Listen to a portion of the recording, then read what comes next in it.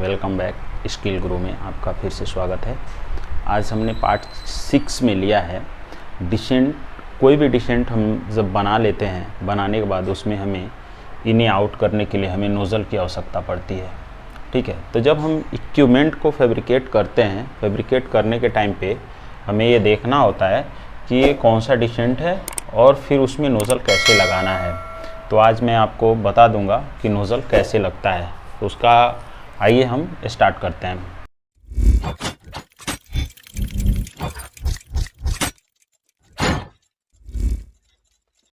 तो पार्ट 6 है। आज इक्विपमेंट में हमें देखना है descent on nozzle marking, cutting and setup. ठीक है, तो मैं डिसेंट के ऊपर नोज़ल कैसे लगता है ये मैं आपको एक्सप्लेन करके बता दूंगा और आई होप कि आपको अच्छा भी लगेगा। इसमें समझने वाली भी बात है क्योंकि ये टफ़ है, ये थोड़ा ज़्यादा ही टफ होता है क्योंकि आप इसको समझ नहीं पाओगे तो ये गलत हो जाएगा और ये बना बनाया डिसेंट ख़राब भी हो जाएगा। तो आपको मैं शुरू से स्टेप बाय स्टेप समझा देता हूँ। पहले हम मार्किंग कैसे करेंगे। कभी भी हम जो ये डिसेंट है, ये पोर्शन में हमारी जो जॉब है, अगर हमारा ऐसा जॉब है डायरेक्ट ड्राइंग में, तो हमने जब इधर से देखा तो ये ए शेप में है, ऐसे घुमा देंगे तो ये नोज़ल लगा हुआ है, हमने मान लिया कि ऐसा है। ठीक है, जब इसको हम टॉप से देखेंगे यानी ऊपर से देखेंगे और ऐसा है, तो हम सामने से देखेंगे तो ऐसा दिखेगा। इसका दिखने का कारण क्यों है ये मैं आपको समझा देता हूँ। तो सबसे पहले हम इससे ही हमको क्लियर होता है कि ये नोज़ल कितने डिग्री पे लगा हुआ है। ठीक है, और ये डिग्री कंफर्म करने के लिए हमको ये जानना पड़ता है कि इसका जो एक पॉइंट रहता है, सपोज डैट अगर दो पार्ट के प्लेट से बने हैं तो इससे भी हो सकता है कि ये जॉइंट होगा, ये लॉन्ग सीम होगा, मान लीजिए लॉन्ग सीम होगा, ये लॉन्ग सीम मान लीजिए। तो हम दो पार्ट को जोड़ के बनाए हैं, तो इसमें हमारा ड्राइंग में दिया रहता है। तो हम जब देखते हैं टॉप से तो हम क्लॉकवाइज देखते हैं, तो 0, 90, 180 और 270। आप ये ओरिएंटेशन अगर आपको नहीं समझ में आता है, नहीं निकाले हैं कभी, तो इसको पहले निकालना आपको समझना ज़रूरी होता है क्योंकि ओरिएंटेशन बहुत इंपॉर्टेंट होता है। ये डायमेंशनिंग, आप ये ओरिएंटेशन नहीं समझोगे तो ये गलत लग जाएगा, नोज़ल गलत लग जाएगा, उल्टा लग जाएगा। ठीक है, तो आपको ओरिएंटेशन पहले समझना चाहिए। ओरिएंटेशन में हम देखते हैं कोई भी जॉब ऊपर से देखते हैं तो ये क्लॉकवाइज में ऐसे चला होता है और ड्राइंग में ये डिग्री सब लिखा रहता है। ठीक है, जब इक्विपमेंट का आप ड्राइंग देखोगे तो उसमें समझ में आ जाएगा, बट देखने का तरीका यही है, हम क्लॉकवाइज देखते हैं।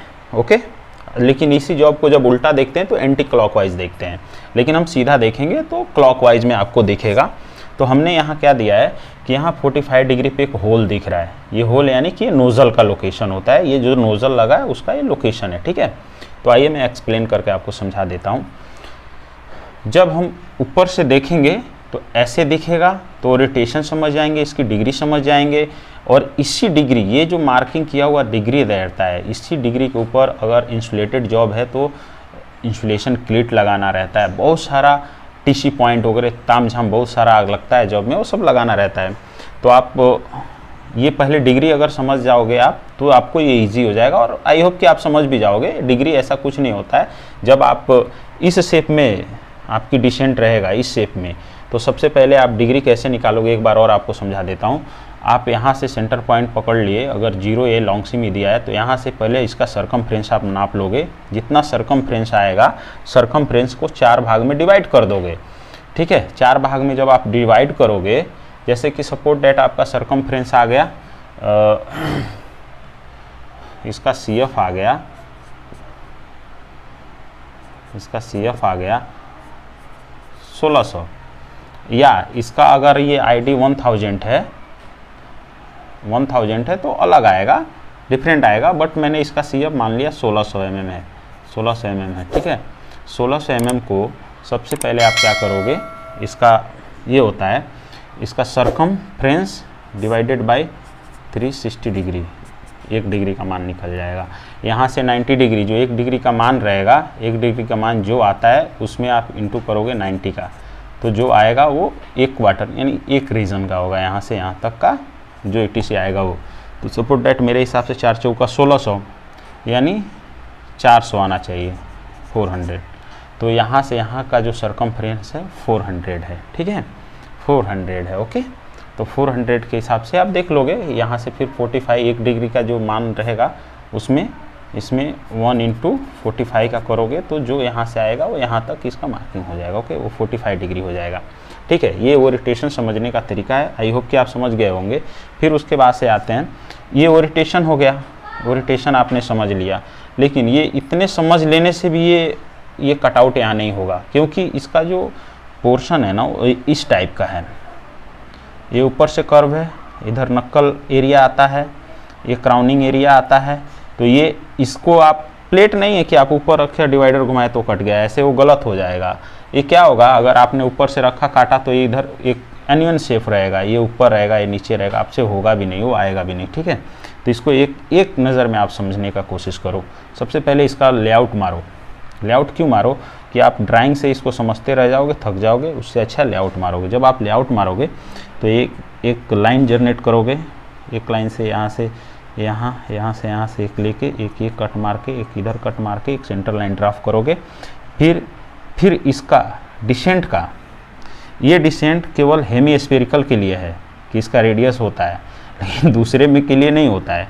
आप दूसरे के लिए डिसेंट का टेम्पलेट रखोगे, टेम्पलेट रखने के बाद ये ऑटोमेटिक ये आप मार्किंग कर लोगे इसका क्राउनिंग का और नक्कल पोर्शन का। फिर ये हो जाएगा और ये टीएल लाइन इसमें दिया रहेगा, टीएल लाइन से स्ट्रेट फेस से, जॉइंट फेस से, जहाँ से दिया रहेगा डायमेंशन वो ले लोगे।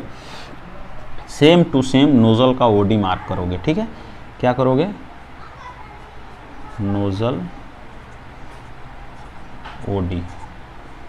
ठीक है, नोज़ल का ओडी कितना है वो मार्क करोगे। ओके, करने के बाद आपका ये नोज़ल का जब शेप बन जाएगा उससे अंदर से एक सेंटर लाइन जनरेट करोगे, सेंटर लाइन। ठीक है, ये सेंटर लाइन आएगा, सेंटर लाइन। ओके, उसके बाद से नोज़ल का जो ओडी रहता है, ओडी और ये सेंटर लाइन एकदम मतलब परफेक्ट होना चाहिए। नहीं तो ये क्या है ना, इसमें इतना टॉलरेंस नहीं रहता। आप 2 mm एक्स्ट्रा कट कर दोगे, फिर आप भी बनाओगे, फिर कटिंग करोगे, फिर ग्राइंडिंग करोगे तो वो 4 mm गैप हो जाएगा। इसके लिए इसको थोड़ा इनसाइड रखने का कभी भी, फिर उसको ग्राइंड कर करके शेप उसको मेंटेन करना रहता है। कट टू कट करोगे आपका उल्टा हो जाएगा, होल बड़ा हो जाएगा। ओके, तो आपको क्या करना है, सबसे पहले ये सेंटर लाइन से इस ओडी और इस ओडी के जो सेंटर लाइन है वहाँ से एक डिवाइडर उठाना है। ऐसे एक डिवाइडर उठाना है, डिवाइडर उठा के एक यहाँ पे सर्कल ड्राफ्ट कर देना है। ओके, एक सर्कल बना दोगे। सर्कल बनाने के बाद ये सेंटर लाइन से इधर 4 लाइन और इधर 4 लाइन ड्राफ्ट कर देना विथ ओडी पकड़ के। ओके, मैंने ओडी भी पकड़ा हुआ है, ओडी पकड़ के। ओके, ये जब करोगे आप तो इसमें से आप 2 डायमेंशन लोगे। वो 2 डायमेंशन कैसे लेना होगा वो मैं बता देता हूँ। एक तो ये डायमेंशन है, ये डायमेंशन जो ए वाली है ना, तो ये डायमेंशन एक्चुअली ए की है, वो ए ऐसे दिखाया गया है, लेकिन ये डायमेंशन यहाँ की है। कलर में चेंज कर देता हूँ। ये डायमेंशन यहाँ की है, ये यहाँ से यहाँ, यहाँ से यहाँ, यहाँ से यहाँ, यहाँ से यहाँ, ऐसे डायमेंशन है ये। तो ये जो लाइन है, ये लाइन वो आप मान लो ए की लाइन है। मैंने यहाँ पे इसलिए दिखाया था कि वो सामने से दिखेगा। ये ए की लाइन है। ठीक है, ए की लाइन है। ओके, तो एक ए की लाइन ऐसे एक निकालोगे। ठीक है, बहुत इजी है। एक फिर इसमें से एक सेंटर लाइन निकाल दोगे। ओके, तो यहाँ से अंदर से चलो, यहाँ से। ठीक है, यहाँ से एक डायमेंशन ले लो, सपोज डायमेंशन ए ले लो, इधर डायमेंशन बी ले लो, इधर डायमेंशन सी ले लो, इधर डायमेंशन डी ले लो। यहाँ पे ख़त्म ही हो जाएगा, ये ख़त्म ही हो जाएगा। Same to same A B C D. ठीक है, ये लेने के बाद ये डायमेंशन ये वाली हो गई। ओके, ये समझना भी है कि ये सिर्फ इधर की तरफ झुका हुआ है, या ये भी कर दो ताकि आपको मालूम रहेगा कि ये नक्कल एरिया का है और ये इधर का सेंटर एरिया का। ठीक है, उसके बाद से क्या करोगे, ये तो ये डायमेंशन हो गया। दूसरा डायमेंशन इसमें ये बहुत इंटरेस्टेड है। दूसरा डायमेंशन ये होता है, ये centre line to centre line की, सेंटर टू सेंटर लाइन की जो है ना, ये सेंटर टू सेंटर लाइन की एक डायमेंशन आप ये ले लोगे। तो सपोज दैट ये डायमेंशन आपका है 1 मत करो, इसको आप कर दो, चलो ठीक है 1 1। ठीक, इधर से ये 1 ही रहेगा, एक कॉमन रहेगा। ठीक है, सेंटर लाइन ले लिया। इधर से 1 नंबर का, 1 नंबर ये है, यहाँ से ध्यान देना है आपको, यहाँ से ए डायमेंशन टू ए डायमेंशन हो गया, ठीक है। यहाँ से एक नंबर का ए डायमेंशन लेना है और ए डायमेंशन लेना है, तो हमने एक नंबर का, यहाँ से एक नंबर का ए डायमेंशन लिया और ए डायमेंशन लिया, ठीक है। फिर ऐसे सेम 2 का, फिर 3 का, फिर 4 का, ऐसे हम ले लेंगे, ठीक है। इधर का, ठीक है। फिर हमने 1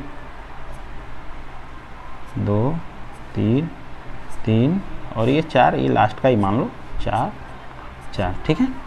ऐसे सेम इधर कट जाएगा, सेम इधर जो डायमेंशन है वो ले लेंगे, 1 2 2 3 3 4, यहाँ लास्ट में हो जाएगा वो, ठीक है।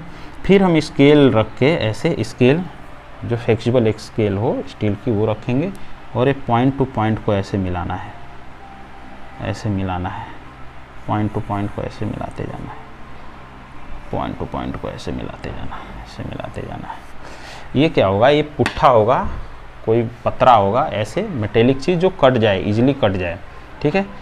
यही सेम चीज़, ये जो प्रोफाइल है, यही प्रोफाइल आपको ये सेंटर लाइन और ये सेंटर लाइन लाके डिसेंट के ऊपर मैच करना है, ये सेंटर लाइन, ठीक है, ये सेंटर लाइन, ठीक है। और दूसरा ये मेंटेन करना है और ये मेंटेन करना है। ऐसे जब आप रखोगे तो ये भी इधर हो जाएगा और ये इधर हो जाएगा और ऐसे जाके उसके ऊपर ऐसे रख दिया जाएगा, ऐसे रख दिया जाएगा। रखने के बाद फिर वही सेंटर टू सेंटर मिला के पंच मारना है और फिर कट करना है, तभी ये जाके नोज़ल लगेगा, नहीं तो नोज़ल नहीं लगेगा। आई होप कि आप समझ गए होंगे। अगर आपको समझने में कोई तकलीफ़ हो रही हो या नहीं समझ पा रहे हो तो आप हमें कमेंट कर सकते हैं और कमेंट के माध्यम से आप पूछ सकते हैं हमें, मैं आपको एक्सप्लेन करके बता दूंगा। Thank you. लाइक करें, कमेंट करें और शेयर करना ना भूलें।